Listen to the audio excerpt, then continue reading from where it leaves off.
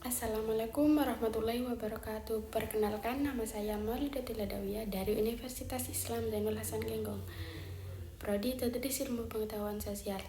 Pada kesempatan kali ini, saya akan mempresentasikan hasil penelitian yang berjudul Analisis Pencapaian Nilai Matematika Siswa di SDN Klenang Lor 2 terhadap kriteria ketentuan minimum menggunakan uji T1 sampel pada ajaran 2025-2026.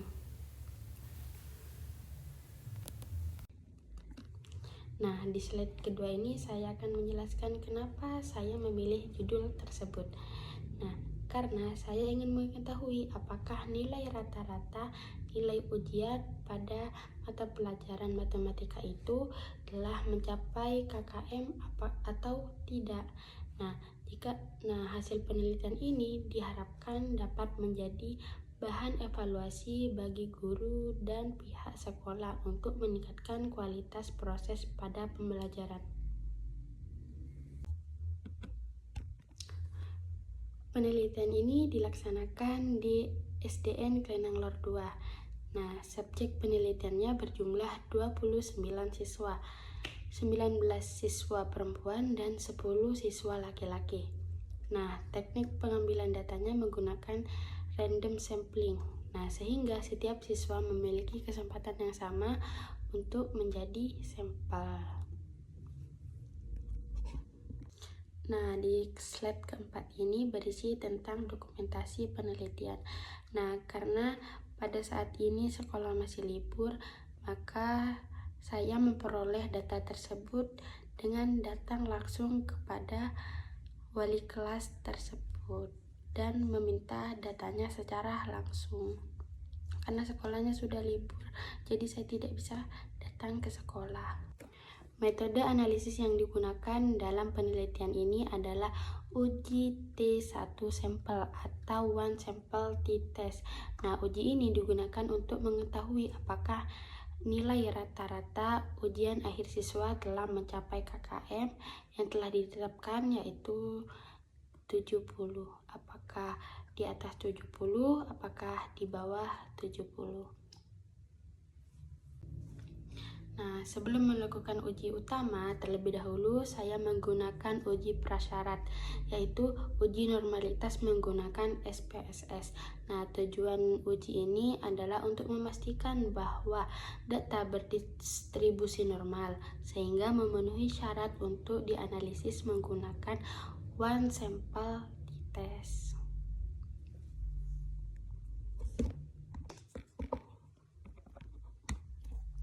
Nah, pada slide ini data nilai ujian akhir matematika dari 29 siswa yang digunakan dalam uji normalitas. Nah, data inilah yang kemudian dianalisis menggunakan SPSS untuk mengetahui apakah memenuhi asumsi distribusi normal.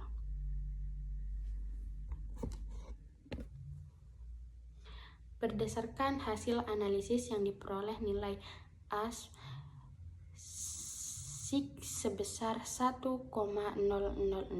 karena nilai signifikasi lebih besar dari 0,05, maka HO diterima, sehingga dapat disimpulkan bahwa data tersebut normal. Nah, selain itu hasil uji Chi-square menunjukkan bahwa Chi kuadrat hitung sebesar 0,000, sedangkan Chi kuadrat table sebesar 41,337.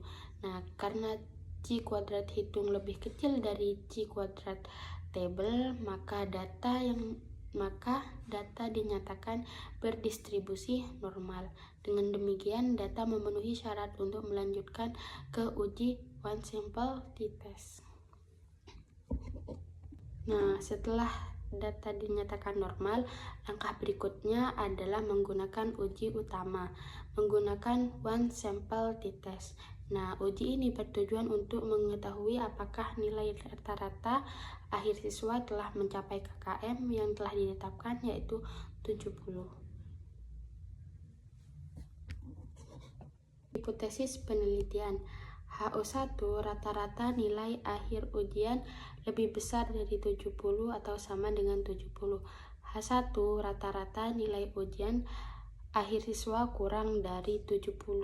Nah, berdasarkan hasil analisis yang diperoleh, nilai signifikasi sebesar 0,000, sehingga P kurang dari 0,05. Nah, selain itu diperoleh nilai T hitung sebesar min 10,752, sedangkan T tabel sebesar min 1,701. Nah, karena T hitung itu lebih kecil daripada T tabel, maka HO ditolak dan H1 diterima. Nah, artinya secara statistik dapat disimpulkan bahwa rata-rata nilai ujian akhir siswa lebih kecil dari 70 atau belum mencapai KKM yang telah ditetapkan. Nah, di slide yang terakhir ini berisi tentang kesimpulan. Nah, berdasarkan hasil penelitian dapat disimpulkan bahwa data telah memenuhi asumsi normalitas. Selanjutnya, hasil uji one sample t-test menunjukkan bahwa rata-rata nilai ujian akhir siswa adalah 53, sehingga secara signifikan lebih rendah dari KKM-nya. KKM-nya kan 70, jadi ini banyak nilai yang di bawah 70. Nah, dengan demikian bahwa pencapaian nilai matematika siswa di SDN Klenang Lor 2 belum memenuhi kriteria ketentuan minimum. Baik, sekian presentasi dari saya. Kurang lebihnya mohon maaf. Wassalamualaikum warahmatullahi wabarakatuh.